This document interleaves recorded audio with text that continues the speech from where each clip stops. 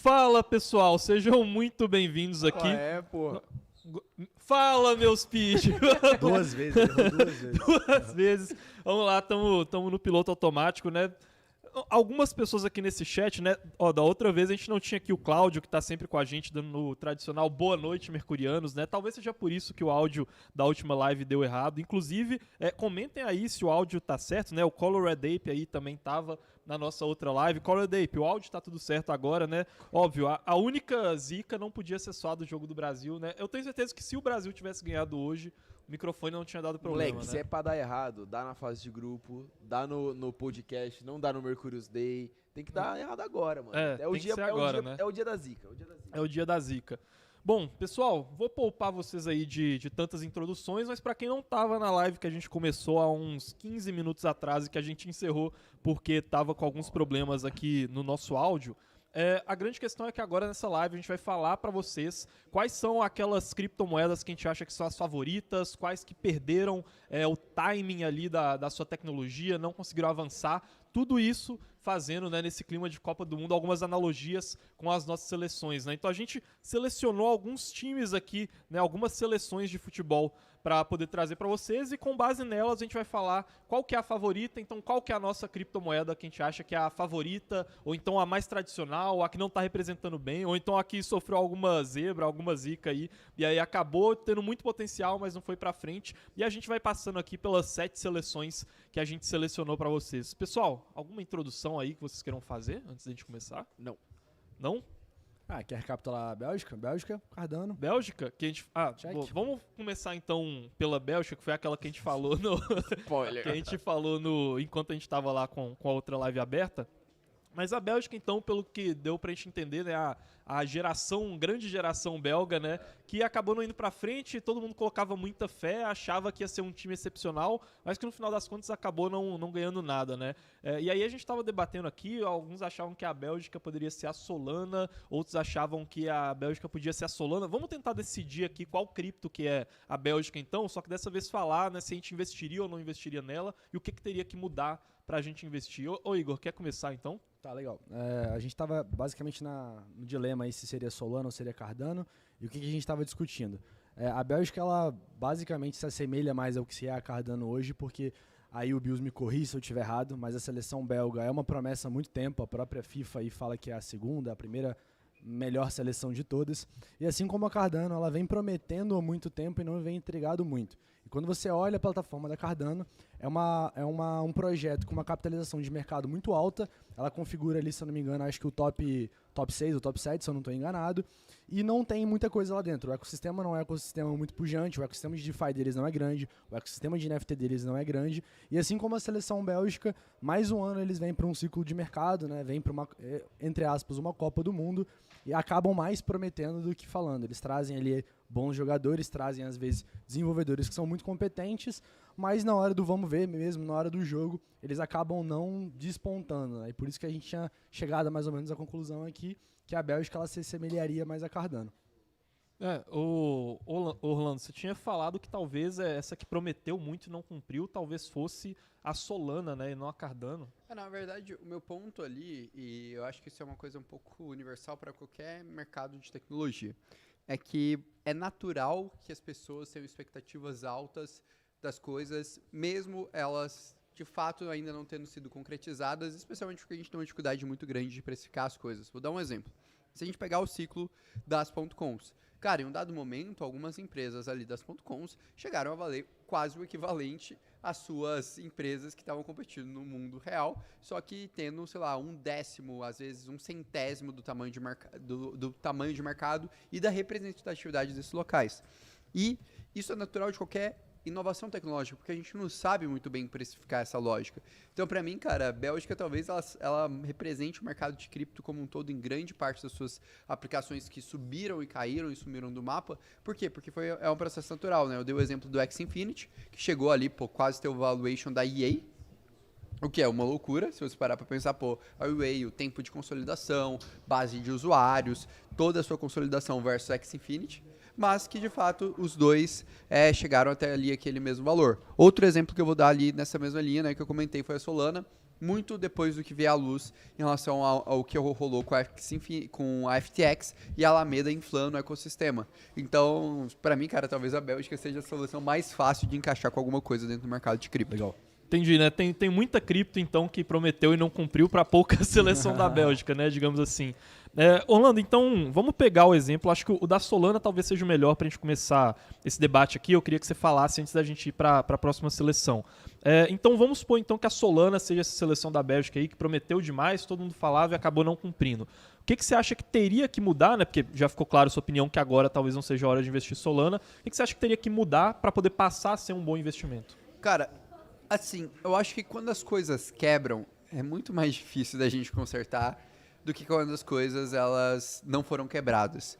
E eu acho que a Solana é um caso assim. A Solana é um caso que você perdeu muito da confiança reputacional daquele caso.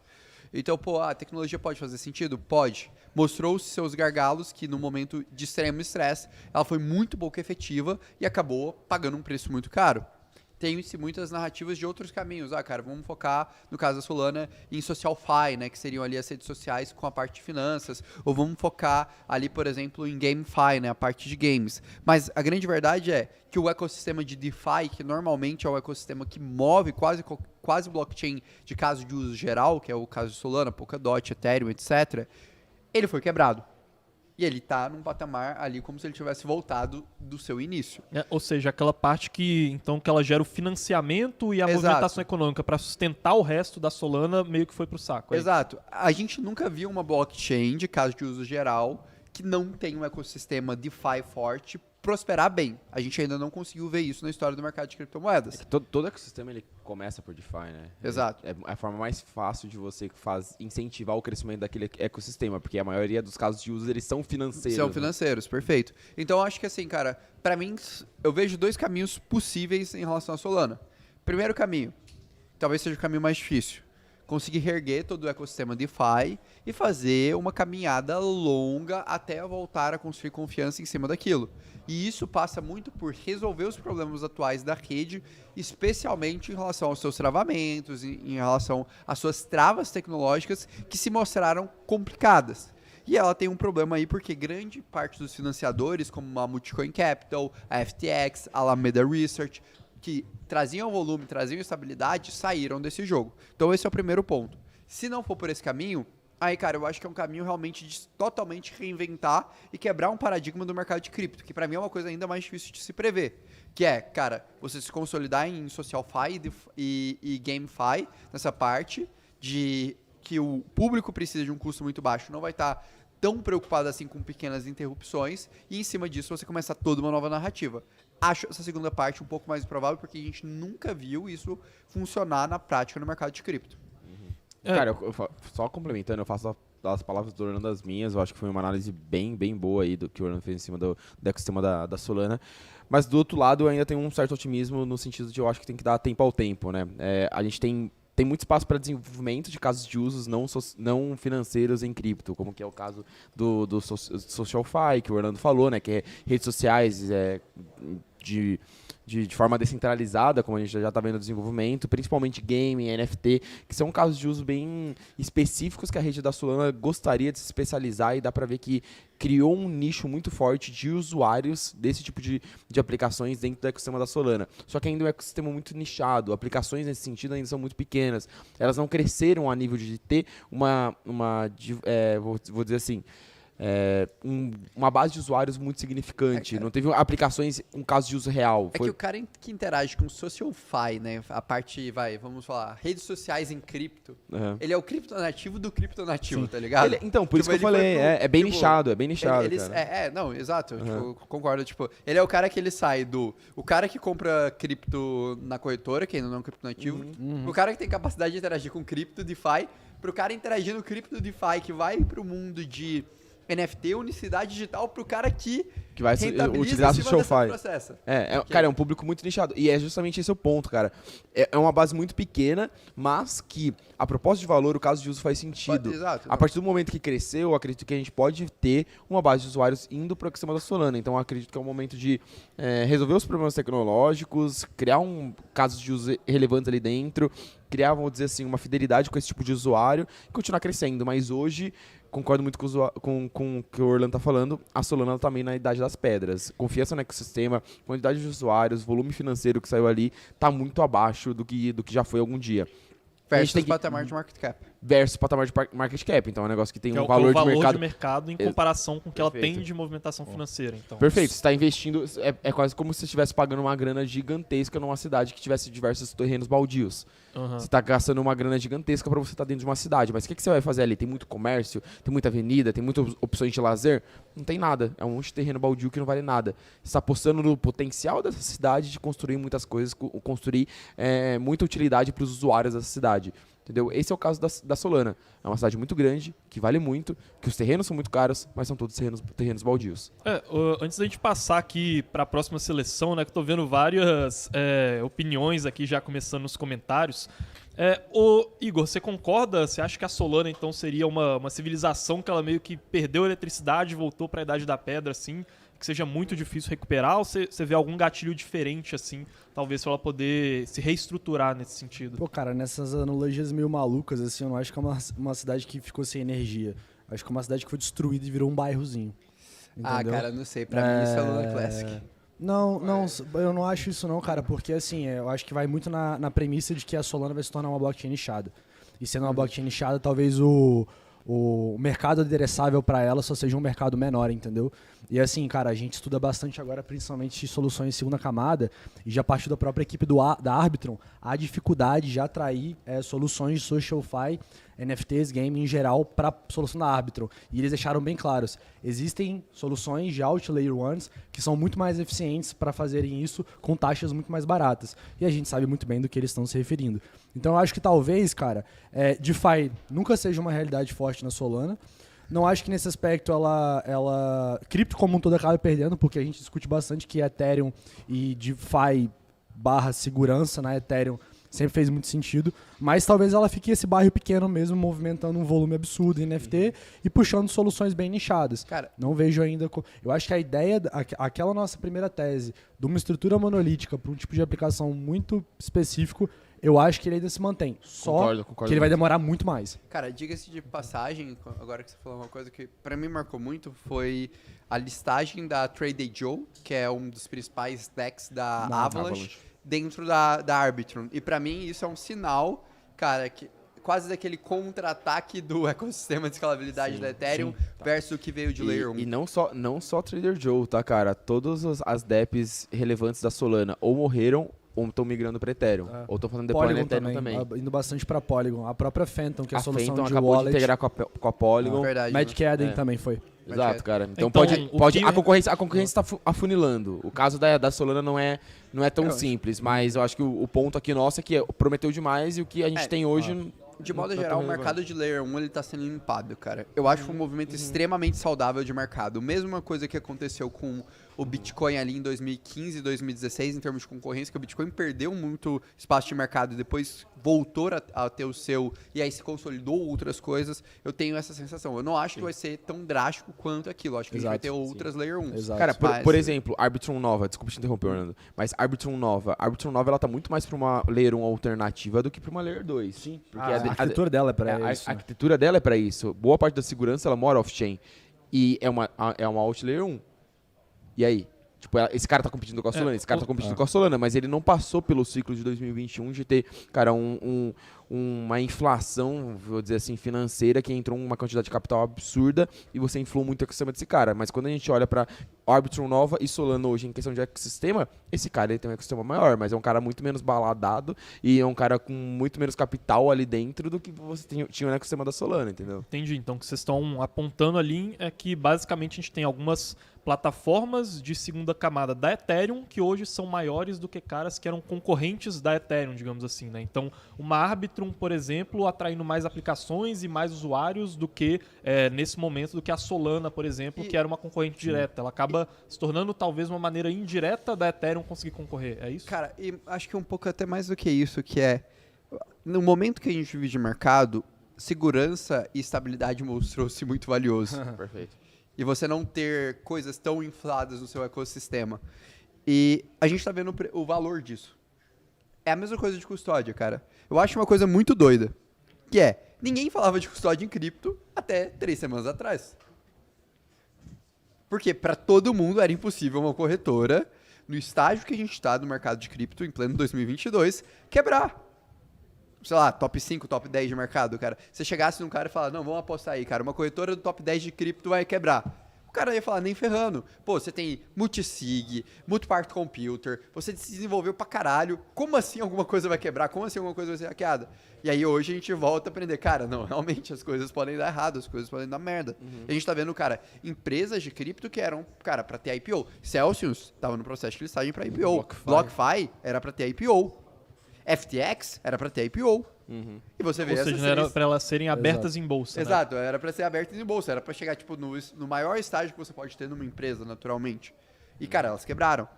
E aí eu acho muito doido que foi. Agora a gente chega com um monte de gente falando, cara, pô, e aí eu quero comprar uma Ledger, quero comprar uma Trezor, ou as pessoas se questionando, Chega a esgotar, pô, né? cara, apesar dessa daqui ser a maior corretora do mercado, será que eu realmente estou seguro? Isso eu acho um processo interessante, sabe? Eu acho que é isso que está acontecendo agora com o mercado. Aquela questão, pô, tem mais desenvolvedores, é mais estável, tem mais tempo, tarará, não tem uma performance tão grande. Mas aí todo mundo, pô, cara, beleza, que você tem mais segurança, mas, pô, a performance compensa a segurança. Eu acho que essa narrativa, ela se esfriou pelo momento de mercado. Porque deu esse contraposto, esse jogo, assim. Sim. Só para finalizar esse ponto, cara, eu tenho um dado muito interessante aqui. Peguei o TVL, né, que é basicamente o volume financeiro, a quantidade de dinheiro que você tem sendo movimentada dentro de um ecossistema, e eu peguei de 3 caras aqui, tá? Peguei da Solana, da Arbitrum e da Optimus. Por que eu peguei com esses caras? Peguei a Solana, que ela é um concorrente do ecossistema da Ethereum, vou dizer assim, é o mesmo caso de uso do ecossistema da Ethereum, e caralho, perdi o tweet, tá? E eu peguei da Arbitrum e da Optimus, que são players que são soluções de escalabilidade do ecossistema da Ethereum, e que muitas vezes acabam oferecendo um tipo de produto, um serviço ali muito parecido com o que uma Outlayer oferece, tá?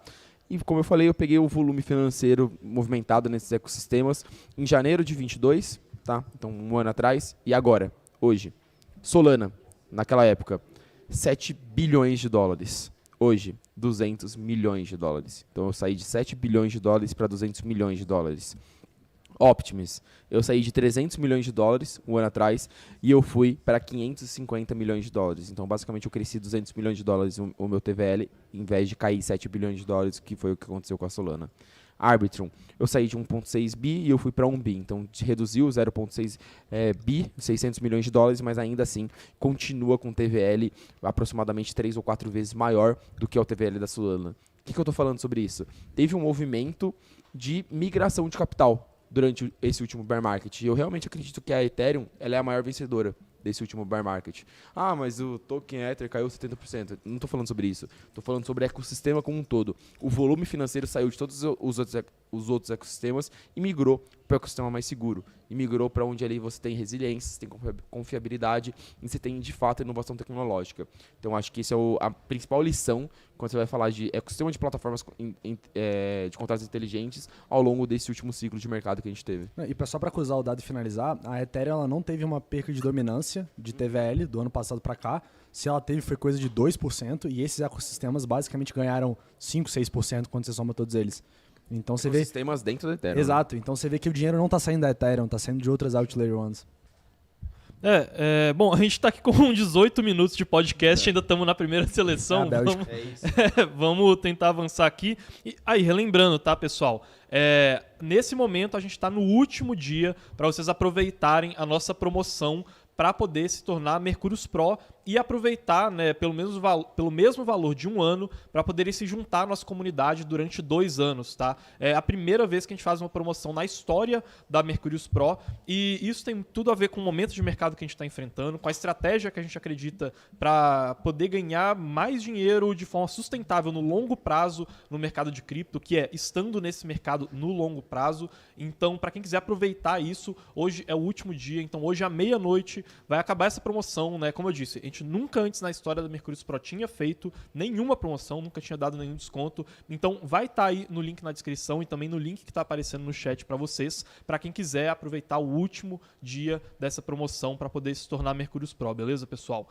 Bom, vi aqui vários comentários, gente citando ali que a Aptos é o Canadá, o Japão é a Chainlink. Pessoal, vocês que estão colocando ali comentários, coloque a justificativa. Quem falou que Aptos é o Canadá, explica, velho. Explica, por favor. Explica, por favor, velho, porque eu acho que o Canadá é uma bosta no futebol, se é isso que você tá querendo dizer. Então a gente tá, a gente tá na mesma linha, velho.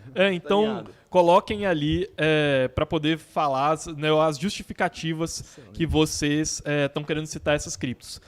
Próxima seleção aqui, o que vocês acham da gente ir pra Argentina, então?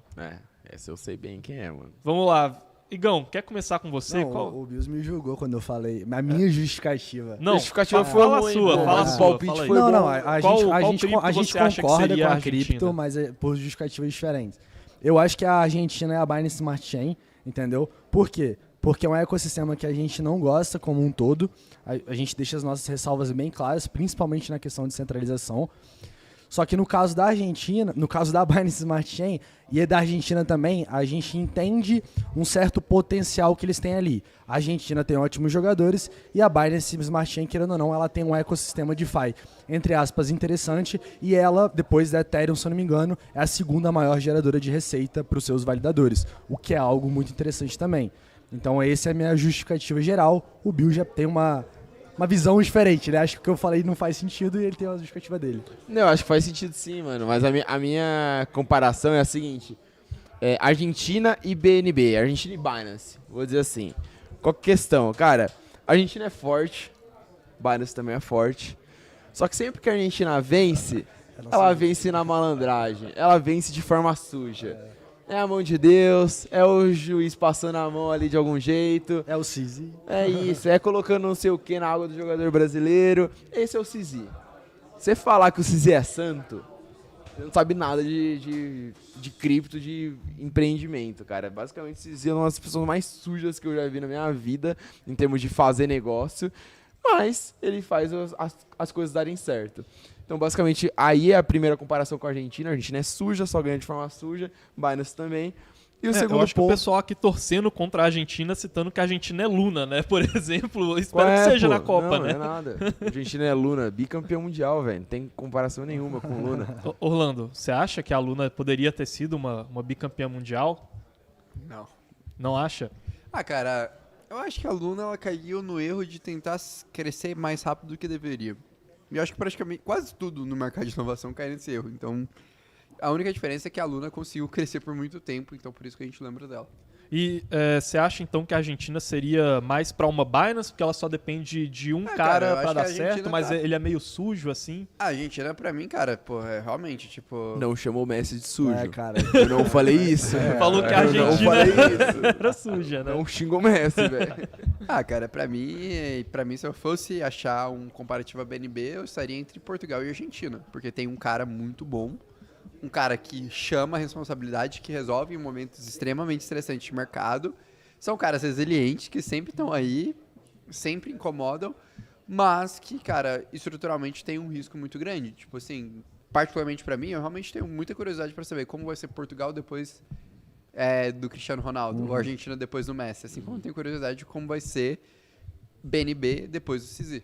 Tenho muita curiosidade disso. Bom, e tem alguma coisa que te faria não torcer pela Argentina, mas investir em BNB? Alguma coisa que mudaria? Pô, eu Cara, investiria em BNB, mano. Você investiria? Querem começar esse debate aí agora? A gente gasta mais 18 minutos nele, cara. Mas eu acho um debate bom. Quero ver a opinião do Orlando. Cara, o meu problema de investir em BNB é o seguinte. Eu não acho que é um ecossistema que... Pra mim, eu acho que é um ecossistema que tem muita referência circular entre si. Então tem muito capital que se expande baseado numa própria dinâmica de incentivo deles. A questão é que eles têm muito dinheiro para se manter dessa forma. Mas eu vejo que isso não é sustentável no longo prazo, e eu acho que eles têm um risco, que é o risco Binance, que, cara, é um risco que ele tá se adaptando para se tornar uma coisa tangível, mas ainda não se adaptou e ainda acho que vai demorar muito tempo. Cara, posso complementar um negócio rapidinho e eu concordo com bastante do que você falou? Hoje, talvez antes do evento da FTX/Alameda, talvez eu teria uma postura um pouco mais pró Binance Smart Chain. Pós esse evento, eu tenho uma postura mais contra, por quê? Porque esse nível de alavancagem que o ecossistema da Binance Smart Chain pode ter é algo que a Solana sofreu e que a Binance Smart Chain também pode sofrer, mas que talvez a Binance Smart Chain está conseguindo manter essa alavancagem, obviamente, inorgânica, por conta de ter, obviamente, a Binance por trás deles. Então a gente pode ter um nível de alavancagem, um nível de inflagem ali no ecossistema que a gente não consegue visualizar e que talvez, cara, se um dia alguma coisa acontecer com a Binance, o ecossistema todo cai.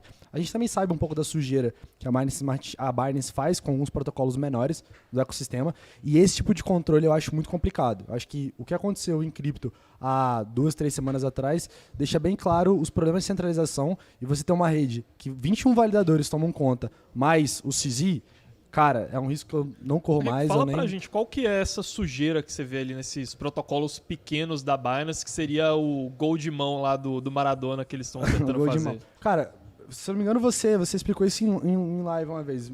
Se eu estiver errado, você me corrige, mas basicamente... os protocolos pequenos, eles entram lá dentro, então basicamente eles são criados na Binance Smart Chain e depois eles podem ter o token listado na própria corretora, né? Só que para eles terem um token listado na corretora, o que eles fazem? Eles têm que dar a parte da tesouraria deles para Binance, para eles serem listados. E eles gastam, vamos supor, 10% da tesouraria deles para isso. O que a Binance faz? De alguma maneira infla aquele projeto, então direciona usuários para aquele projeto ganha volume, ganha capital financeiro, o token valoriza, a Binance tinha parte dos tokens, ela consegue basicamente derramar aquilo no mercado, ou basicamente fazer dinheiro. Então ela faz uma sujeira ali com os projetos menores. A minha grande questão com a Binance Smart Chain é que você apostar na Binance Smart Chain é você apostar na Binance como empresa. O crescimento das duas, na minha opinião, está diretamente correlacionado, e eu não vejo um cenário em que você tem um crescimento da Binance Smart Chain com uma base de usuários que não está vindo diretamente da Binance. Porque são coisas, como o Orlando falou, né, uma referência circular, são coisas extremamente dependentes entre si. Os clientes da Binance Smart Chain, eles vêm direcionados pela própria Binance, e a Binance incentiva muito o ecossistema ali dentro. Então, se a gente enxergar que a Binance está muito bem posicionada no mercado de cripto para crescer como uma corretora que vai dominar o mercado, e realmente hoje eles têm 80% do volume spot, eles já dominam o mercado, e se a gente acreditar que esse patamar de dominância vai continuar, eu vejo como a Binance Smart Chain estando bem posicionada para continuar fazendo um onboard, para continuar trazendo esse cliente varejo, que é o usuário da Binance, para dentro do sistema, eu vou dizer assim, on-chain, para dentro do ecossistema cripto, e eles continuam... A principal forma, a porta de entrada, a forma como eles vão interagir com o ecossistema de cripto seja via Binance Smart Chain. E a base de usuários da Binance é muito grande. Então é uma aposta que você tem. Esse ecossistema não é sustentável.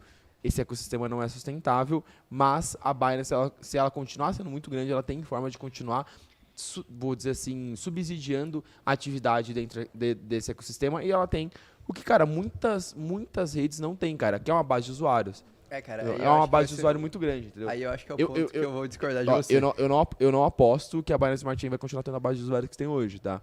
Mas eu não acho que não é nenhuma loucura, entendeu? É uma aposta. Aí talvez é o ponto que eu discordo de você, porque você falou uma coisa que foi o crescimento da BNB... Não, desculpa. O crescimento da Binance, o crescimento da BNB... O crescimento da Binance Smart Chain e da Binance são diretamente correlacionados. São diretamente correlacionados. Mas aí que tá. Pra mim... Eu entendo quando você fala isso, Binance, se atrelando a BNB. Mas qual que é o grande problema que eu vejo aqui? É que essa conexão ela é muito fácil de ser quebrada. E se ela é quebrada, isso é um risco catastrófico para todo o ecossistema.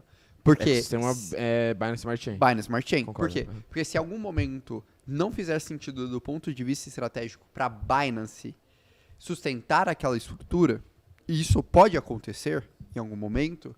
você tem um problema muito grande de ecossistema. E assim, da mesma forma que, cara, pra mim, o crescimento de BNB foi uma das coisas mais geniais que eu vi no mercado de cripto. Que foi um cara que entendeu exatamente o timing, a dor das pessoas de ter uma plataforma de caso de uso geral barata e tinha a capacidade de trazer essas pessoas que não conseguiam interagir por Ethereum para o seu ecossistema. E ele fez isso muito bem. O que o CZ fez para tirar o platô de preço do token BNB ali de $30 para $600 foi genial. Foi genial. Foi, cara, para mim, uma das sacadas mais inteligentes que eu vi desde quando eu estou no mercado de cripto. Tranquilamente, talvez a mais inteligente. Mas, para mim, esse plug, ele é válido se eu penso de Binance para Binance Smart Chain. Agora, se eu penso de Binance Smart Chain para Binance, não é válido. E o risco disso se quebrar, para mim, não me faz valer a pena esse trade-off. Sim, cara, eu concordo bastante com você, mas o meu ponto é que eu acho, novamente, não investiria em BNB, tá? Eu acho que é uma aposta bem arriscada, mas é algo que eu não apostaria. Se eu tivesse que apostar, vai dar certo ou vai dar errado, eu estaria um pouquinho mais pro lado do vai dar certo do que pro lado do dar errado. Por quê? Porque tenho plena certeza que Binance Smart Chain e BNB são duas máquinas de fazer dinheiro. Você tem uma oportunidade de fazer dinheiro, de atrair capital para esse ecossistema, de gerar muita receita em cima dele, gigantesca. E conhecendo tudo que o CZ fez até então, novamente, como você falou, mudar o patamar da Binance Smart Chain e fazer com que esse cara seja a plataforma de contrato inteligente hoje que tem a maior base de usuários foi genial, porque o cara entende que aquilo lá é uma máquina de fazer dinheiro. Entendeu? Então eu realmente acredito no continuamento desse ecossistema da Binance Smart Chain, do crescimento da Binance estar correlacionado com o crescimento da Binance Smart Chain e do BNB, simplesmente porque, se não for assim, é uma puta de uma oportunidade sendo deixada na mesa. Entendeu? E o CZ não é burro, ele sabe que ele tem uma máquina de fazer dinheiro na mão dele, ele vai aproveitar isso da melhor forma possível. Então, por mais que eu não goste do caso de uso, não gosto da base de usuários, não gosto da forma como cresceu, não confie tanto na Binance como empresa, eu acredito que no quesito saber fazer dinheiro, esses caras são mestres. Pessoal, a gente está aqui, já definimos aqui então que a Argentina é a Binance, que a Bélgica seria a Solana, mas gente, a gente está aqui com 270 pessoas assistindo, 110 likes, vamos deixar aí, vamos tentar bater os 200 likes que a gente começa a debater aqui qual que é o Brasil, que eu acho que vai ser a discussão mais acalorada aqui. Eu posso propor uma? Que tá fora da lista? Quer propor uma? Equipe ou projeto? O Bills queria jogar a Inglaterra agora. Não, qual que você queria jogar? Queria propor Qatar. Qatar? Cara, pra mim essa é a mais fácil. Qatar, mano. É tão óbvio, cara, né? Vocês não sabem? Cara, pra mim é muito óbvio, Qatar. Fala aí pra gente. Pô, eu quero chutes primeiro. Cara, no chute eu iria talvez Aptos. Que tinha muita grana de VC, eu que é a acho Copa do Mundo exato, mais cara da botou história. muito dinheiro, mas já saiu no fracasso. É uma boa teoria, hein? Pô, maneiro, mano. Eu vou de XRP. XRP? Tem muito dinheiro, tem uma puta de uma infraestrutura, quer pagar de bonzinho, quer pagar de bonito, mas no final é uma merda. Sabe pra mim pra mim quem é Qatar? Qatar quer, pô. Aquela tapioca lá, né? que parece fofinha, parece fofinha, mas é, pô, racista pra cacete. Cara, pra mim Qatar é Crypto.com. Crypto.com? Por quê? Fala no microfone, pô, pessoal. cara, legal. Crypto.com, vamos lá. Porque é o seguinte, cara, a única seleção que pagou custo pra ter certeza que tava na Copa é o Qatar. A lógica dele foi a mais simples. E a Crypto.com também. A única seleção, o único case de cripto que patrocinou, que todo mundo falou, porra, tudo mais, tal, tá na Copa, por estar na Copa já é foda, tudo mais, foi a Crypto.com. E o Qatar, pra mim, é a mesma coisa. Excelente. Moleque, é fan token de futebol, pô. É isso. Bom, tem de gente investindo nesses negócios por causa da Copa também. Não, pelo amor de Deus, com certeza, esse título aqui, Copa do Mundo das Criptomoedas, vai vir gente aqui perguntando pra gente se investe em Chiles, em Algorand, em Crypto.com, que são as três que falam da Copa. Pessoal... Algorand está na Copa? Algorand, que está sendo chamada de blockchain da FIFA, né? Porque eles... eu não vi Algorand na Copa, eu vi a Crypto.com, mas Algorand sendo chamada de blockchain da FIFA, porque eles iam fazer alguns NFTs ali... Cara, pessoal, por favor, não entrem nessa de querer aproveitar hype. Quer dar um recado pro pessoal que tá investindo nessas três antes de seguir, cara, baseado na Copa? Eu queria dar um exemplo de um cara que foi extremamente inteligente de usar a Copa do Mundo sem ter nada a ver com a Copa do Mundo. Polygon. O cara fez um NFT, teve milhares de mintagem, 10 mil mintagens por seleção. Por Fez seleção, onboarding de usuário já pra tá caralho. praticamente zerado, fez um onboard de seleção pra caralho e não botou um centavo na Copa do Mundo. Quer falar da Inglaterra, Bill? Pô, eu gostei da questão do Qatar, mano. Foi boa, foi boa. Não, a cripto foi genial. Não, cara, Parabéns. Foi eu boa, fiquei foi boa. vendo o Parabéns. negocinho da cripto, Foi eu fiquei pensando, parabéns, cara, parabéns. Muito bom, mano. tem uma coisa aqui. Muito bom. Mano. O pessoal, vocês ficam jogando final do dia umas só sugestões perde, né? aqui que foi Aptos é o Canadá, agora NIR é a Croácia. Gente, vocês têm que justificar aqui qual que é a ligação, Moleque, cara. se eu descobrir a ligação entre NIR e Croácia aqui, ou eu sou um gênio ou eu tô muito bêbado, porque é muito difícil, velho. Quer começar com a Inglaterra, que você tinha me sugerido Quero, aqui velho. no WhatsApp, ô Bills? Pra mim, Inglaterra é o Bitcoin. Inglaterra, o Bitcoin? Inglaterra, o Explica Bitcoin, pra gente aí, porque- então. Cara, a Inglaterra, ela fundou o futebol. Ela criou o ecossistema inteiro de futebol. Todas as seleções que estão na Copa do Mundo hoje, elas estão na Copa do Mundo por causa do Bitcoin. Então, por causa da Inglaterra. Porque eles foram fundadores do futebol. E eu olho lá para trás, e todo o conceito de computação distribuída e todo o conceito de blockchain, ele, obviamente, ele começou a ser construído muito lá atrás, mas a primeira forma que isso foi amplamente aplicado, investido e chegou de fato a um caso de uso real foi com Bitcoin. Então, a minha primeira relação é essa, só que tem um outro ponto. A Inglaterra ela foi campeã mundial, só que de um tempo para cá ela parou um pouco no tempo. Então, em termos de... É o país do futebol, só que quando a gente olha a Premier League, que é a maior competição futebolística do mundo, você não tem praticamente nenhum jogador inglês, só tem estrangeiro lá. Então, é como se você tivesse criado algo que não é você que está absorvendo o maior valor gerado por causa daquilo. Por quê? Porque de alguma forma se parou no tempo e as utilizações, as formas que as pessoas estão gerando valor em cima disso não é com você. Não é o futebol inglês, não é a Inglaterra que está sendo heptacampeã, hexacampeã mundial por causa disso, entendeu? Então acho que tem uma correlação aí, porque eu acredito também que a gente estuda bastante o Bitcoin Core, a gente estuda bastante a comunidade do Bitcoin, e é realmente uma comunidade muito conservadora, É cara. uma comunidade muito restrita, né, cara? Muito restrita, Mas, muito pô, conservadora. Você acha justo dar o Bitcoin pra quem tem uma Copa Mundial, que é o caso da Inglaterra? Por que não? Pô, cara, porque né, tem outras que estão um pouco melhor ali. Poxa, o Bitcoin ali, uma das maiores criptos do mercado, uma das com melhores fundamentos, assim. Eu entendi a ligação que você fez com a fundadora, Não, também, mas não tô eu acho falando que é mal meio do Bitcoin. forçar a barra jogar pra Inglaterra, que, pô, não tá nem entre as favoritas ali pro Bitcoin. Mas eu acho que esse que é o Cara. caso, cara. Não tá entre as favoritas. Exato, Quando não, a gente não tá olha- entre as favoritas, não Exato. precisa ser a Não campeã. precisa estar entre Não as precisa favoritas, ser a é isso? campeã, não precisa estar entre as favoritas, mas o futebol inglês é o melhor futebol do mundo. E o vai ser campeonato sempre inglês lembrado é o maior independente de campeonato do ganhar. mundo. Exatamente, Exato, exatamente. exato. Você sempre sabe da que qualidade. sempre que ela vem forte. Ela tem aquela tradição. Ela é respeitada. Entendeu? Então acho que tá muito mais nessa linha. Não precisa ser a que vai ganhar sempre, mas ela precisa ser constante, ela precisa sempre estar ali, ela precisa ter aquela reputação e tudo mais, entendeu? Então é muito mais nesse sentido, cara, eu não quero que o Bitcoin seja o token de melhor performance todos os anos, mas eu sei que o Bitcoin ele sempre vai ter aquela reputação, ele sempre vai ser muito seguro, entendeu? Hoje, cara, se você virar pra mim e falar assim, você vai investir numa cripto para daqui 50 anos, 100% do seu dinheiro, eu coloco 100% da minha grana em Bitcoin. Nossa, eu Porque- não faria isso. Eu faria isso, cara. Eu não faria isso. Eu não faria faria. isso. Eu faria isso. Orlando, Porque eu acho que as teses de, cara, a insustentabilidade financeira do Bitcoin e tudo mais é muito mais alarmista do que tem fundamento. E eu colocaria muito mais no Bitcoin, porque quando eu olho a simetria de risco e retorno, o Bitcoin é a melhor simetria de risco e retorno que tem no mercado. Cara, se a gente discutisse isso há 2 anos atrás, eu concordaria com você. 2 meses atrás. Não, 2 anos. fala É pra porque- gente aí. Você é acha porque, que a cara- Inglaterra com Bitcoin faz sentido? Não, a Orlando? Inglaterra com Bitcoin faz sentido, mas o meu ponto é, eu discordo do, beleza, se você tivesse grana agora, o que você colocaria pensando em 50 anos? Eu não colocaria em Bitcoin. Entre todas as criptomoedas. Porque pra Colocaria mim, no quê?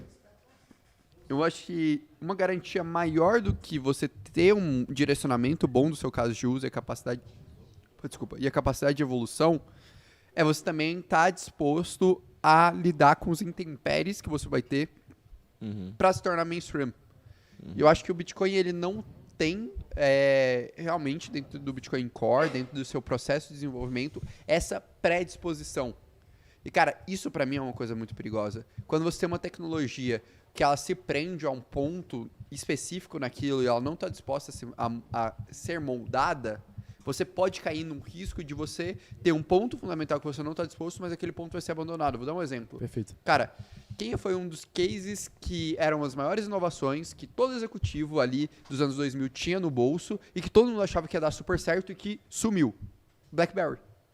Por quê? Porque a BlackBerry, ela revolucionou a indústria. Ela chegou com um teclado extremamente extenso, ela chegou com uma rede de comunicação própria, extremamente segura, que fazia todo sentido para um executivo ter, para as empresas terem, e ela construiu toda uma dinâmica em cima disso, ela construiu toda uma aura em cima disso. Só que no momento que ela viu a inovação, que foi o iPhone lançar o conceito de um celular com um único botão, ela virou e falou, cara, como alguém vai querer um celular com um único botão se as pessoas precisam mandar e-mails? E ela só não viu que a forma de mandar e-mail tinha mudado. E que a liberdade de você ter esse ponto, que é para todos era fixo, conseguir abrir uma ampla quantidade de possibilidades, foi alterada ali. E, cara, pra mim é isso. Tipo, pra mim o Bitcoin, ele pode ter algum débito, não débito do ponto de vista técnico, mas algum ponto técnico que eles não estão dispostos a mudar, daqui a 50 anos que a gente ainda vai descobrir, que esse ponto vai ser caro demais para você ter feito aquilo. E eu não toparia investir em uma tecnologia que a mentalidade dentro dessa dinâmica está atrelada a isso. Então, se eu fosse botar toda a minha grana nisso, eu não colocaria minha grana em Bitcoin. É aquela ideia da Kodak, né? Se você não evolui, você morre. Moleque. Então... Mas o valor do Bitcoin, ele sim, é a imutabilidade dele. Não, concordo. Não discordo que o valor do Bitcoin é a mutabilidade dele. Mas O eu valor acho é que resiliência e imutabilidade. Ele não precisa ser a Apple. Não, tudo bem. Beleza, mas quando a gente olha para o mercado de cripto agora, tipo, os casos de uso reais que a gente espera que cripto traga, seja Real World Asset, seja Não é identidade... via Bitcoin. Seja... Não é Tudo via bem, Bitcoin. é via outros protocolos. E esses caras podem ter um mercado muito maior, ter uma capitalização de mercado muito maior e ganhar uma Copa. Então, é a ideia da Inglaterra. Então, entendeu? podem ter, mas Exato. a opção é, tipo, eu não quero ganhar o cavalo vencedor que vai ganhar uma Copa. Eu tô falando de resiliência. Tudo bem. Eu tô falando de Você quer sobrevivência resiliência? no longo prazo. Tudo bem, mas Igual você falou, tem igual um você falou, cara... esses caras, eles podem ter, e eu concordo, eles podem ter casos de uso. Mas no longo prazo, eu tenho um cara que eu tenho certeza que ele tem casos de uso, e eu tenho certeza que ele não vai ter que se adaptar dentro do mercado dele, porque faz sentido o motivo pelo qual ele foi criado. Esse cara é o Bitcoin. Tudo bem. Eu tô na aposta segura. cara, E ele tá pode, ligado? mas beleza, mas ele pode ser uma eterna Inglaterra. Aí Uma que aposta tá. segura, mas não necessariamente aposta que vai ser uma aposta, a maior aposta, a grande vencedora. Aí que- Entende? Por ele não, justamente por ele não querer evoluir. No mercado de tecnologia, a evolução é crucial. Cara, pra mim, eu acho que a certeza dele ter caso de uso, que ele já encontrou esse caso de uso, é uma das coisas mais perigosas que há dentro dessa dinâmica. Por ser limitado? É, cara, porque beleza, cara. Eu entendo a afirmação quando a pessoa vira e fala, porra, Bitcoin tem caso de uso. Mas, na prática, ainda é um caso de uso muito restrito entre criptonativo para criptonativo. Você ainda não expandiu esse conceito. E talvez alguns dos grandes conceitos, tipo, pô, cara, do Bitcoin como uma coisa estável, uma coisa que, de certa forma, tem aquele quase moat, vamos dizer, essa relevância por ser o primeiro e por ser a marca de cripto. Tipo, pensou em cripto, pensou em Bitcoin. Fato. Cripto e Bitcoin são quase duas coisas que para a maioria das pessoas é a mesma coisa. Mas você ainda não conseguiu construir a utilidade de fato naquilo. Esse é o meu ponto. Cara, se você parasse para pensar, talvez a coisa que eu estava vendo mais próxima de você construir uma utilidade no Bitcoin era a questão de empréstimos como garantia de Bitcoin. Para mim foi o caso de uso que se estendeu há mais tempo que eu virei e falei, cara, legal, isso se relaciona, porque é uma tecnologia transparente, reservas de valor, tarará, tarará, tarará, eu consigo ver onde que tá, e se eu tiver um caso de uso com altíssima liquidez, faz sentido eu ter reserva de Bitcoin, porque eu posso usar essa reserva de Bitcoin como garantia, ter um atestamento que eu tenho capital financeiro e ao mesmo tempo eu também tenho uma capacidade de fazer reinvestimento no meu negócio. E isso é mais versátil do que o ouro, do que uma casa, do que outras propriedades ali físicas que eu não tenho essa mesma liquidez. Mas esse caso de uso, ele se mostrou extremamente frágil. Então, para mim, eu ainda tenho esse questionamento comigo no Bitcoin, que é, cara, se eu olhar para 50 anos, como a gente vai estar dialogando, como a gente vai estar compreendendo, como a gente vai estar utilizando o Bitcoin. Porque se eu olhar para os ecossistemas mais ativos em termos de cripto, eles não utilizam tanto Bitcoin. Se você for migrar, cara, hoje para ecossistemas, a parte do ecossistema do Ethereum de DeFi, utiliza-se muito mais WTH sintético do que WBTC. Não, Eu concordo 100%, mas é que, na minha opinião, o Bitcoin não precisa criar mais casos de uso. O único caso de uso que ele precisa já está muito bem criado, já está muito bem consolidado e funciona, entendeu? O Bitcoin, ele é uma reserva de valor que funciona, que é boa. O ouro é uma merda. O ouro como reserva de valor é uma merda. Tipo, é inegável isso. É extremamente caro, é caro de manter, é caro de guardar, é difícil de transportar. Você tem um Bitcoin que ele é muito melhor do que isso, entendeu? Pode ser que o Ether ele valorize 1000 vezes nos próximos 50 anos e o Bitcoin ele valorize 2 vezes. Se você está falando de conservação de capital e garantia de colocar 100% do seu patrimônio, faz muito mais sentido você ter no Bitcoin, porque você está falando de uma valorização de 2 vezes versus uma valorização de 1000 vezes, com um risco de morrer muito maior do que a valorização de 2 vezes o Bitcoin. E esse é o conceito do caso de uso de reserva de valor. É reservar o valor, é guardar e fazer com que você não perca e não corra risco de perder tudo. E nesse sentido, eu acho que ele funciona muito bem. É como se o Bitcoin ele fosse um hedge de cripto, tá ligado? Eu entendo. Por isso que eu colocaria esse meu capital. Hoje, Bitcoin não é a maior posição da nossa carteira, né? Ethereum é a maior posição da nossa carteira, porque a gente enxerga que tem uma simetria de risco-retorno maior ali. Mas, cara, na questão de resiliência e conservadorismo no sentido de, cara, eu quero apostar no cara que eu tenho certeza que vai estar vivo, eu acredito que o Bitcoin ele faz muito mais sentido, velho. Cara, eu entendo tudo que você está falando, mas ainda discordo um pouquinho. Porque, e aí eu acho que é um pouco mais na nossa noção de concepção. Essencialmente, o que constrói a ideia de reserva de valor para qualquer coisa? No fundo, é uma construção de confiança social. Tem umas passagens. Um dos textos mais legais que eu já li sobre cripto foi quando o Vitalik ele explica como uma barra de ouro pode ter mais valor do que ela em si. Que basicamente basta você cunhar a face de um rei naquela barra de ouro, né? Ele estava se referindo ao momento feudal e o que ele está falando é o seguinte, cara, beleza, eu posso ter uma barra de ouro e na prática, por ter determinadas condições de utilidade, ser uma coisa quase que universal para todo mundo, ela tem um valor X. Quando eu fraciono ela em várias partes e cunho uma face de um rei, por exemplo, cara, vamos colocar o real. Eu cunhei ali moedas de reais. Para nós aqui no Brasil, ela tem um valor e tudo mais. Agora, se eu pegar um real e ir para África do Sul, o cara não vai fazer ideia. Para ele vai ser um item decorativo e não vai ter valor nenhum. E talvez o valor dele vai ser o equivalente ao que aquilo ali tem de ouro. Vamos supor, se esses dois mundos não se conversassem, né? E, cara, pra mim, a minha grande questão é, eu não acho que o Bitcoin chegou no seu patamar de construção de confiança e atingir o mainstream, atingir o mundo em geral, a ponto da gente poder atestar como uma reserva de valor, sabe? Eu acho que ainda tem esse momento de provação. Ele pode ser o mais próximo a atingir isso, mas eu ainda acho que ele ainda não passou por esse momento de provação. E eu realmente me questiono muito, que todas as outras reservas de valor, todas as outras estruturas, elas tinham outros mercados que as mantinham minimamente por outras utilidades. E eu ainda não consegui ver esse mercado validado no Bitcoin. Pode ser, por exemplo, uma questão energética, tipo, cara, através do Proof of Work eu consigo plugar em locais que são extremamente difíceis de energia e construir essa dinâmica e funcionar isso? Pode ser, mas eu ainda não vi isso acontecer. Pessoal, a gente por enquanto, então, já colocou aqui Inglaterra como Bitcoin, Bélgica como Solana, Argentina, Binance, Qatar, sendo Crypto.com.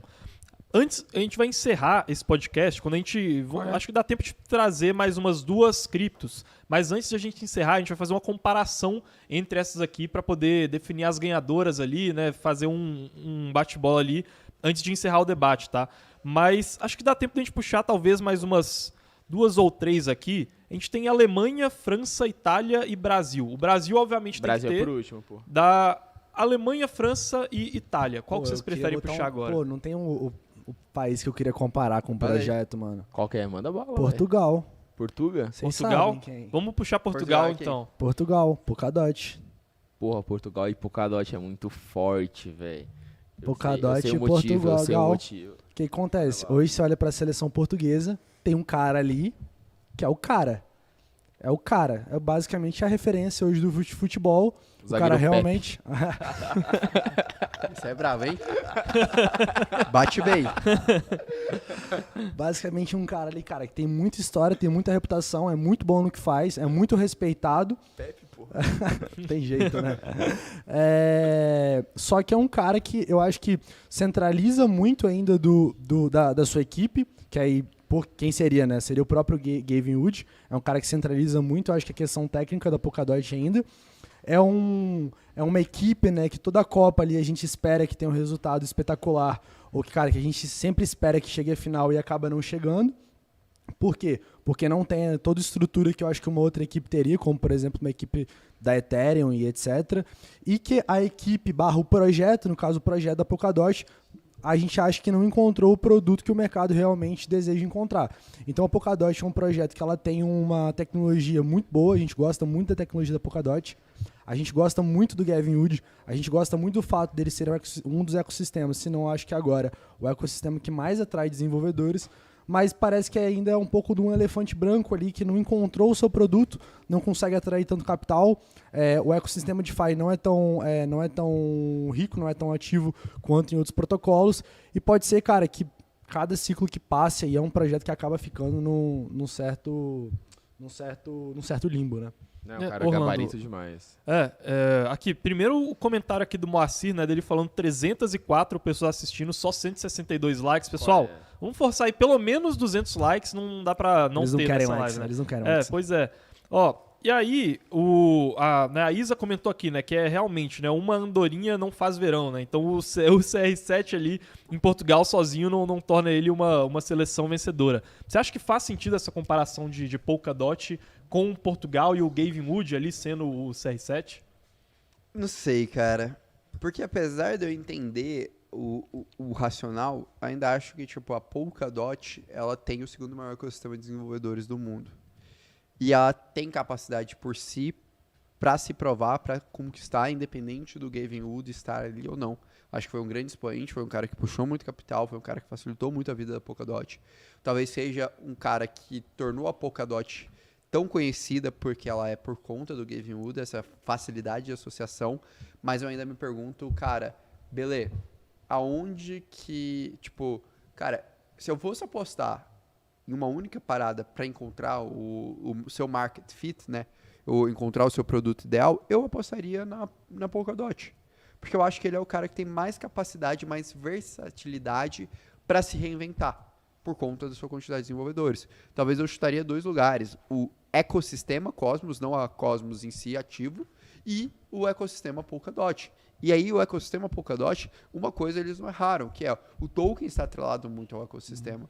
Então, talvez esse seja o meu único contraponto, apesar de entender muito bem a lógica de vocês. Bom, Alemanha e Itália aqui, antes da gente ir pro Brasil. Bills, Cara, eu queria propor outra solução. Eu sei Caraca. que vai ser rápido. A última foi boa, vai. você quer ir propor mais uma? Porque a gente vai ficar sem falar essas que a gente tinha falado aqui no começo. Tem que ser boa, tem que valer a pena. Itália não tá na Copa. Mas a Alemanha vai ter Não, que falar. mas aí é um excelente candidato pra gente debater. Qual que é a cripto que, poxa, já venceu 4 Copas do Mundo, é um dos 3 países que mais venceram Copa do Mundo e dessa vez nem tá na Copa. Litecoin, a gente pode ir pro próximo. Litecoin? Tá bom. Litecoin é o quê? Itália. Qual é, velho? Não concorda? Que isso? Como assim, velho? Porra, cara, Litecoin, Itália. Ué, É uma- tetracampeão mundial, mano. Pô, não, mas eu não tô pensando no tetracampeão. Eu tô pensando numa parada que sempre teve no topo, sempre foi destaque, poderia ter sido alguma coisa muito foda, mas envelheceu, não soube se adaptar e morreu. XRP ou EOS não vai, não? XRP é legal, mas eu ficaria entre XRP e Litecoin, se eu fosse colocar a Itália. Vai, joga aí a outra seleção que você tava Cara, pensando e queria falar pro pessoal, vai. O Bills Não tá consigo comparar a totalmente Itália, eu Acho que Itália é muito mais revoltado. Itália é muito mais um Bitcoin em termos de tradição, já ganhou muita coisa, mas de um tempo pra cá não vem mas sendo, tá vivo. não tá de um tempo pra cá não tá no holofote. Itália tudo bem, mas a Itália não Bitcoin, então, morreu. uma Inglaterra Itália com ganhou a Itália? última Eurocopa, velho. Itália é pica. Ah, cara, Bitcoin, então, é uma Itália barra Pô, a Itália Inglaterra? tem o quê? Uma Tem Itália Buffon, barra tem o- Inglaterra pela forte tradição, mas no Porque sentido não de tem que quem encaixa bem nos com a Itália. de um tempo pra cá não tá nos holofotes. Não tá Não, nos cara, holofotes. cara, pra Mas mim ainda tem assim, que- mas ainda assim a camisa pesa. Pesa, exato. Você encontra uma Itália na Copa do Mundo? É. Ah, Mano. cara, se eu Pô, fosse... acho que Tá, então, acho que é uma mas se eu mistura, fosse acho que é uma colocar um mistura. jogador, eu colocaria o Buffon igual o Litecoin. O Buffon? É, cara, é um Por puta... que o Buffon, velho? Tirou. Pô, o cara tá há 50 anos no mercado. É, isso é verdade. Nunca ganhou uma Champions, nem... já ganhou uma Copa. Já ganhou Copa. O Buffon já ganhou Copa, mano. A Litecoin também já foi a segunda maior criptomoeda do mercado. É uma comparação justa. É justo, é justo. São um ponto. Bom, Cara, tá. quer passar aí pra mais algum? Cara, não, eu queria propor outra. Fala aí. Costa Rica. Costa Rica. Pô, aí Tá, cê vamos lá. Qual é? Não sei nem quem joga na Costa Rica. Mas você Costa Rica, já torceu mano. pra Costa Rica? Já. Foi ontem. Cara, Costa Rica, mano. Costa Rica já te trouxe felicidade? Caraca, mano, Costa Rica é complicado, cara. Moleque, na Copa do Mundo de 2014, eu fui em alguns jogos da Costa Rica. Eu fui em vários jogos da Copa do Mundo de 2014. E eu fui em alguns jogos da Costa Rica. E eu sempre tava na torcida da Costa Rica. Tipo, a minha família é italiana. Eu fui, tipo, no Costa Rica e Itália. E eu fui na torcida da Costa Rica, não na torcida da Itália. Porque eu queria ver qual que era da brincadeira ali. Cara, a torcida da Costa Rica é muito engraçada, é muito divertida. Você realmente se diverte torcendo pra Costa Rica. E de vez em nunca, a Costa Rica te dá uma alegria. A Costa Rica, ela desclassificou Itália e Uruguai. Não, Itália e Inglaterra. Na Copa do Alemanha Mundo, agora? na Copa do Mundo de 2018. Se ela tivesse metido 2 anos, não, de dois 2014. gols, ela não tinha desclassificado a Alemanha agora? Deu Exato, felicidade pra gente. desclassificou a Alemanha agora, então de vez em quando ela te dá uma alegria. Às vezes E- aparece e ela é divertida. no mata-mata. Exato, e é divertido torcer, é divertido estar lá dentro. Então pra mim a Costa Rica é X-Infinity. Nossa, cara, pra mim, Costa Rica Cara, eu tava nessa parada de ser um protocolo, tipo, mesmo, não Não, plataforma cara, de é contrato. É divertido, né? já fez muitas pessoas felizes, mas não é tão relevante. assim. Sabe qual que é a minha Pô, brisa legal da isso Costa aí. Rica? Shiba. Shiba? Shiba Inu. Tu iria de meme com É a que você não Pô, legal investiria, isso. mas que te Perfeito. deixa Pô, feliz. legal. Porque é exato, engraçado. cara, Legal. Shiba é, cara, porra, é Legal. da Venceu hora. vários caras Você que eram sempre- favoritos, né? No fundo, o varejo sempre Você tá dá uma torcendo, risada. cara. Porque aí que tá, tipo, cara, pô, você tá no mata-mata, você não conhece a seleção e tudo mais, você vai torcer, tipo, sei lá, pro sul-americano. Você vai falar, pô, eu quero que ele mais ferre a seleção grande. Porque é Você engraçado. vê a Shiba ali, mano, na frente de um protocolo, Mas você de uma plataforma de contrato inteligente, você fala, mano, isso não faz sentido mais. Mas convenhamos, cara, quando, pô, você tava quando a Costa Rica quase foi pra semifinal da Copa do Mundo, É, você sabia que não ia rolar. é. Pô, você podia torcer o que fosse, mas você sabia que ia ser Não o tem campeão. fundamento nenhum, mas dá uma risada. Mas Fan token, é fan legal, token. cara. Fan Mas é token. legal de se divertir. Costa Rica é todo fan token. Fan token, mano. Todo Você fan torce, token. você sabe que não vai pra frente, sabe que uma hora vai dar errado, Mas mas é você divertido torce. Mas é ver divertido, ele cara. ultrapassando É alguns caras divertido. bem fundamentados. A né? torcida, conversou com a um torcida é costarriquenho? engraçada, a torcida é Na engraçada. moral, você já conversou com um costarriquenho? Não. Moleque, que experiência. Divertido, é divertido, velho. É igual investir com... A pessoa fala, tem um Dodge na carteira, conversa com ela. É divertido. É divertido. É É divertido. divertido. Ó, Tem aí, que eu sei. a gente No aqui Mac Day eu atrás vou tá dar risada, pelo com visto. uma plateia, né, nesse casual. Porque amanhã, pra quem não sabe, inclusive, vai ter o Merc Day, que é o evento presencial anual da Mercúrios.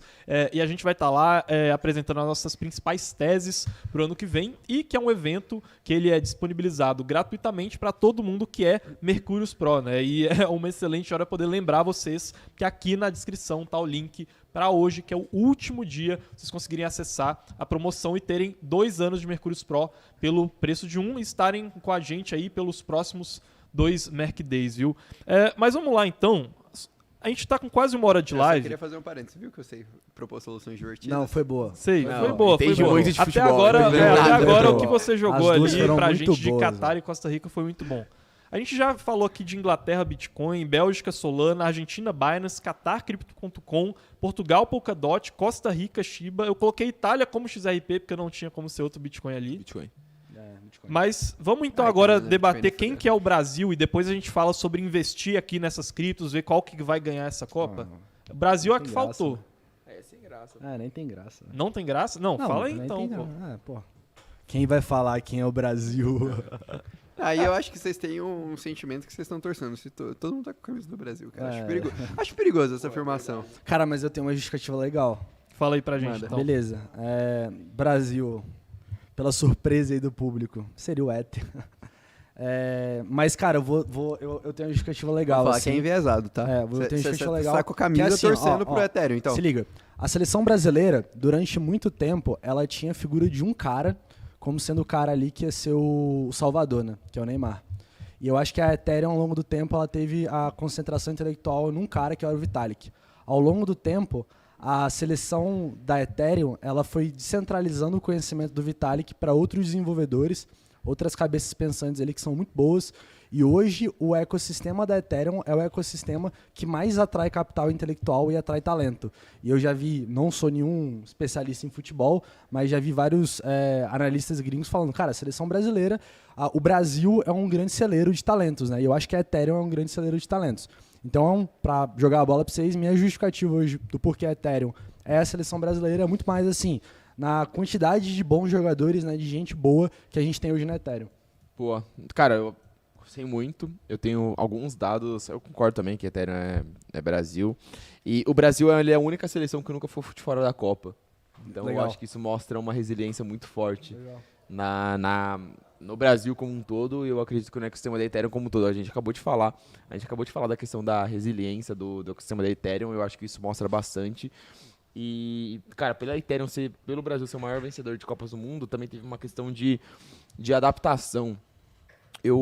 Cara, eu sou muito fã da seleção brasileira, eu torço muito pela seleção brasileira. Quem assiste o jogo comigo fica até assustado pelo tanto que eu torço. Não, na hora Realmente, que é gol, tá maluco. eu pareço um animal torcendo pelo Brasil. Não é engraçado não, gente, que vocês não viram ainda. Mas eu pareço um animal torcendo pelo Brasil. E eu estudei muito a história da seleção brasileira e, cara, os títulos da seleção brasileira tiveram uma característica muito forte, que foi a questão da adaptação do futebol da época. Entendeu? Então hoje o futebol da seleção brasileira, ele tem muito do que é o DNA do futebol brasileiro, que é aquele futebol alegre, aquele futebol de drible e tudo mais, mas ele tem muito do futebol tático, ele tem muito da força defensiva, ele tem muito da questão do futebol atual.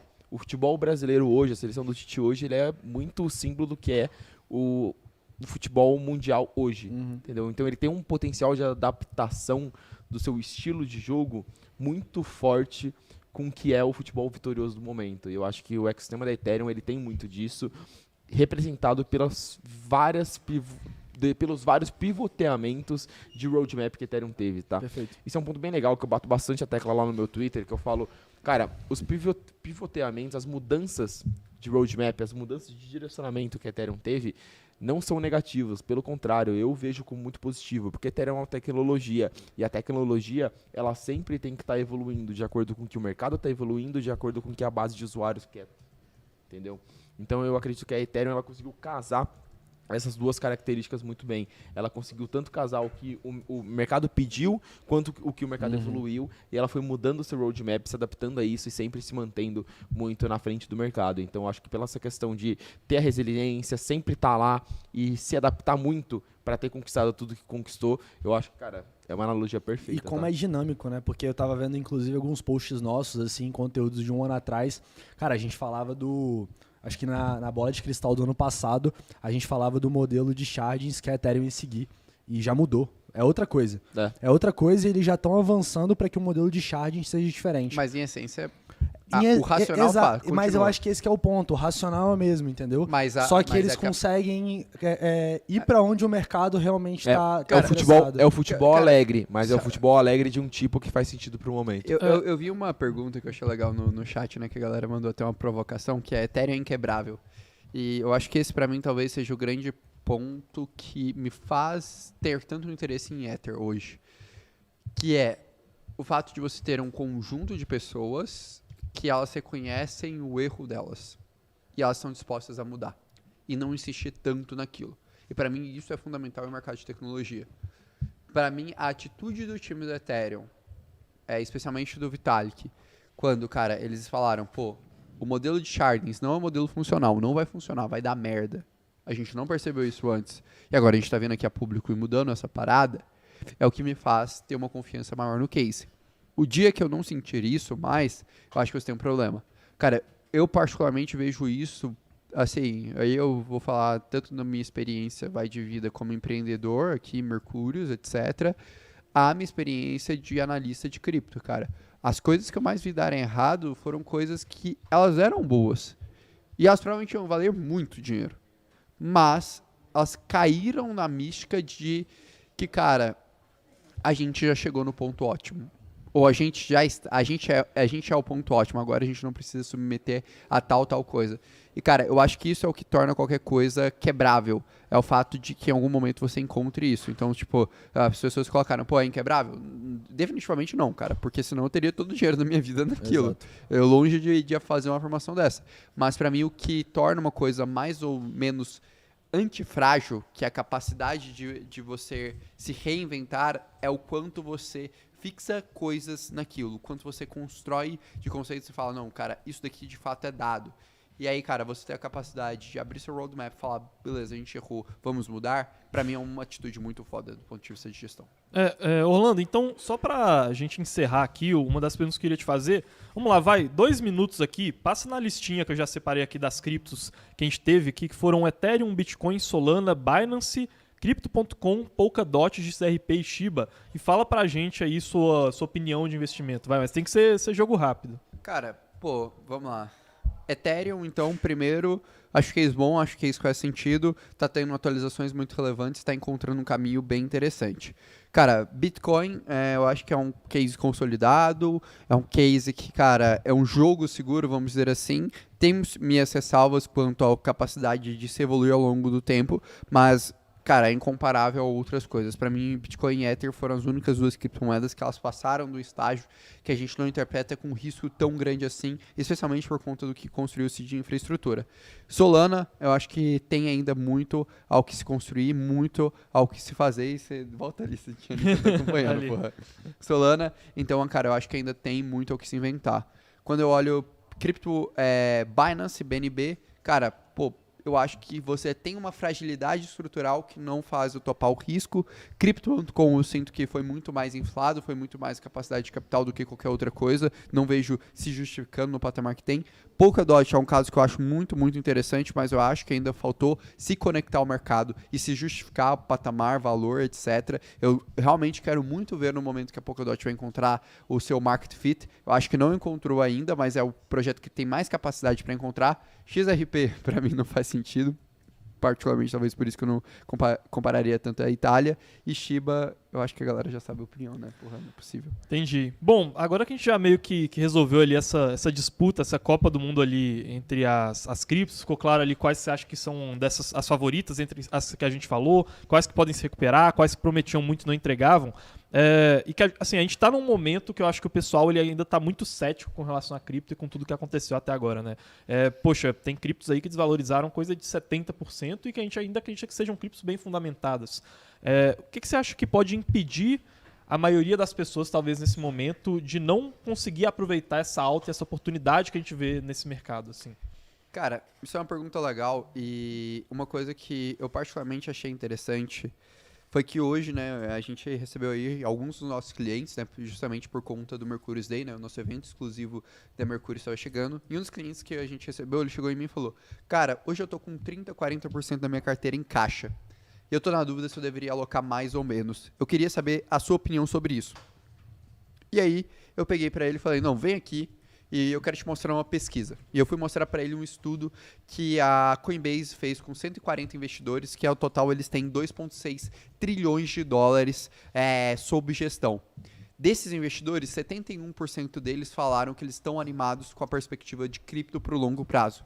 E eles bateram diversas teclas do que eles acreditam que é mais relevante para que o mercado de cripto volte à alta. E eles colocaram 2 pontos essenciais, que foi aplicação de casos de uso real e resolução das questões regulatórias. Para eles, essas são talvez as 2 narrativas que mais se reforçam em cima disso. E por que eu quero trazer esse ponto? Que eu tenho a sensação que a maioria das pessoas que escuta a gente, ela já está convencida que cripto faz sentido, que cripto é um bom investimento, mas tem o receio sobre assumir aquele risco, e muito disso vem por desconhecimento, por falta de compreensão do mercado. E talvez seja por isso que a maior parte das pessoas não vão aproveitar os próximos ciclos de altas do mercado. Se a gente pega e traça um paralelo com o que aconteceu em 2014 e o que aconteceu em 2017, a gente percebe que agora a gente já está num excelente momento para continuar nesse mercado. Mas a gente ainda tem uma dificuldade muito grande das pessoas de terem resiliência para se perpetuar nisso, e muito se vem da cobrança. E aí eu achei muito legal de ver como esses investidores estão resolvendo esse problema. De acordo com 55% dos investidores dessa pesquisa da Coinbase, a forma que eles estão resolvendo esse problema é através de investimento em pesquisas e ali insights e compreensão do mercado de cripto. Em outras palavras, eles estão gastando dinheiro com análise e compreensão desse mercado. Por quê? Porque isso reforça e facilita a sua tese. Isso te constrói um conforto e um reforço para você ser muito mais resiliente no mercado de cripto. E para mim, eu acho que é o que é essencial para outras pessoas aproveitarem esse mercado. Se eu fosse fazer uma aposta, se eu fosse trazer uma ideia aqui para as pessoas, é que você consegue se manter ainda mais tempo no mercado à medida que você tem a capacidade de compreender esse mercado de forma absoluta e entender tudo isso. E isso talvez seja uma das propostas que eu quero mais trazer para as pessoas. Assim, uma coisa que a gente está fazendo aqui que a gente nunca fez na história da Mercúrios foi abrir a Mercúrios Pro com um desconto. E não um desconto, né, do ponto de vista financeiro, mas um desconto do ponto de vista de tempo. Qual que foi o compromisso que a gente assumiu na Black Friday da Mercúrios Pro? Foi o compromisso de falar: você paga por um ano e a gente te dá o segundo ano. Por quê? Porque a gente quer mostrar e alinhar com vocês o interesse de longo prazo, o interesse de vocês estarem com a gente em toda essa jornada e vocês terem acesso ao melhor time de análise, o melhor conteúdo possível, a mais de 600 páginas de análise, a mais de 60 horas de relatórios, as nossas 3 estratégias exclusivas. E por isso, né, eu quero fazer um último convite aí a todo mundo que está acompanhando a gente, que se alguém ainda quiser fazer parte e ter acesso a todos os insights, exatamente a nossa filosofia de investimento, que é como a gente fala, a Mercúrios Pro não é mais um curso que a gente vai te ensinar sobre DeFi, sobre NFT ou sobre qualquer outra coisa. Esses cursos já existem milhares no mercado, inclusive alguns excelentes, de amigos nossos, de pessoas que são próximas às nossas, até alguns que são nossos clientes. Mas a gente quer trazer a nossa filosofia de investimento e fazer esse compromisso de longo prazo com vocês. Então, se alguém ainda quiser aproveitar a Black Friday, eu acho que é importante comentar que até a meia-noite de hoje, se você fazer parte da Mercúrios Pro, a gente vai te dar um ano a mais. Bom, perfeito, né? Acho que é isso. Pessoal, alguma dúvida aí sobre a Mercúrios Pro, né? Então a gente está realmente reforçando porque a gente abriu essas vagas ali na sexta-feira, elas só ficaram abertas durante uma semana. E hoje, né, vai completar os 7 dias e é realmente o último dia dessa que foi a primeira promoção da história da Mercúrios Pro. Então, se alguém tiver alguma dúvida aí, quiser mandar no chat, ou então se quem é Pro quiser aí falar pra gente o que acha da Mercúrios Pro, né, a gente sempre fala de maneira bem aberta aqui boa parte dos nossos investimentos, mas lá na Mercúrios Pro a gente tem estratégias completas e prontas para vocês, incluindo o curso de opções, que vai mostrar para vocês como realizar proteções e seguros contra as quedas do mercado, a estratégia de alavancagem com risco e retorno que fazem sentido, as criptos mais arriscadas lá na carteira de Mercúrios Ranking. Então são várias estratégias extremamente completas, além dos custos que a gente tem, além do suporte totalmente personalizado, né? Então, eu e o Orlando, né, a gente mesmo que já passou pelo suporte lá, eu depois dele, a gente já ajudou clientes a, cara, recuperar milhares de reais, porque é um suporte que é feito por analistas tão bons quanto analistas igual eu e o Orlando, que vocês costumam ver aqui nas lives. Então, para quem ainda não é Mercúrios Pro, quiser, né, eventualmente no futuro tá aqui na plateia do pessoal que tá esperando pelo Mercúrios Day, que é o pessoal lá da Mercúrios Pro e que tem acesso a esse evento por ser Mercúrios Pro. Novamente, cliquem aí no link na descrição e no link que a gente vai estar mandando aí no chat, porque é realmente a última oportunidade dessa abertura da Mercúrios Pro e a finalização da primeira oportunidade da história que teve de conseguir adquirir 2 anos de Mercúrios Pro pelo preço de 1 e tá com a gente no longo prazo, porque os próximos 2 anos, igual o Orlando falou, podem ser talvez uma das maiores oportunidades de construção de riqueza com bons fundamentos e com um baixo entendimento do mercado que a gente deve ter visto em toda a história de cripto, né, Orlando? É isso. Então é isso, acho que, pessoal, espero que vocês tenham curtido aí a análise, é o que a gente quis trazer para vocês. Qualquer dúvida, fiquem à vontade. Eu não sei se vocês já mandaram aí o link, mas também, naturalmente, tem um link na descrição. Um abraço, pessoal, e até logo. Até mais, pessoal.